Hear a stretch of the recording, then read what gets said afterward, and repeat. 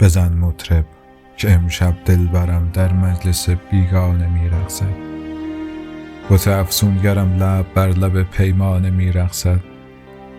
بده ساقی شراب آتشین مست و خمارم کن که امشب دلبرم در مجلس بیگانه میرقصد. فلک کور است، دلم شوریده در شور است، صدای خنده و آواز می آید. ز کوی دلبرم امشب صدای ساز می آید. دلم بی وقفه می لرزد، نمی دانم چرا تنگ است و می ترسد.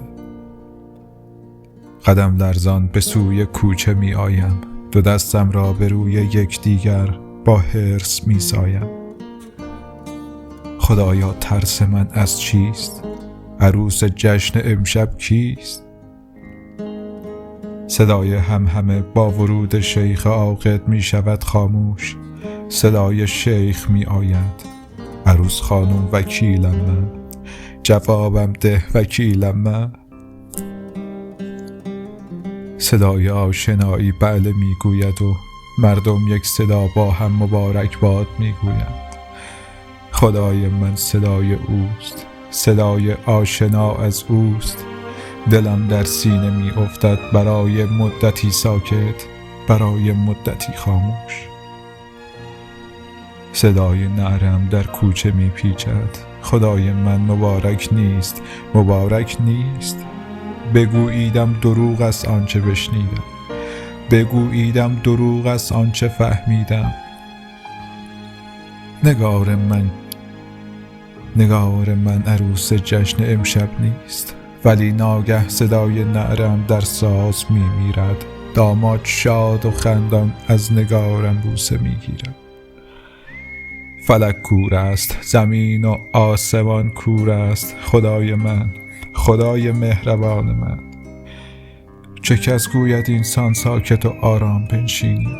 اگر مردم نمی دانند تو که نادیده می دانی. همین دختر که امشب بله می گوید، عروسی را که امشب عاشقانه ره به سوی حجله می پوید. قسم می خورد عروس ماست، عروس حجلگاه ماست.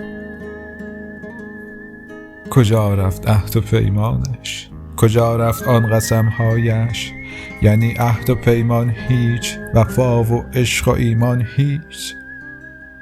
قسمها، اشکها، سوگندها، حتی خدا هم هیچ. عجب دارم چرا یارب تو خاموشی؟ چرا بر خاطر این دل نمی جوشی؟ وگرنه کی خدا این صحنه را بیند و خاموش بنشیند؟ آهای مردم، شما هرگز نمی دانید عروسی را به سوی حجله می رانید که تا دیروز نگارم بود، همین دیشب کنارم بود. جهانم بود، تمام کشت و کارم بود، در آغوشش قرارم بود، بهارم بود. نمیدانم چرا جغدان به روی بام من امشب نمیخواند. مگر شومی تر از امشب چه میخواهد؟ پس چرا این آسمان امشب نمیبارد؟ پس چه میخواهد؟ دلم رنجور و ویران است، نگارم شاد و خندان است. در و دیوارشان امشب چراغان است، درون حجلگاهش بوسه باران است. خدایا دگر جز مرگ هیچ نمیخواهم، نمیخواهم. من امشب از خودم، از عشق، از این دنیا که هیچش اعتباری نیست بیزارم. من امشب سخت بیمارم. رفیقان باده بازارید، مرا تنهای تنها بگذارید.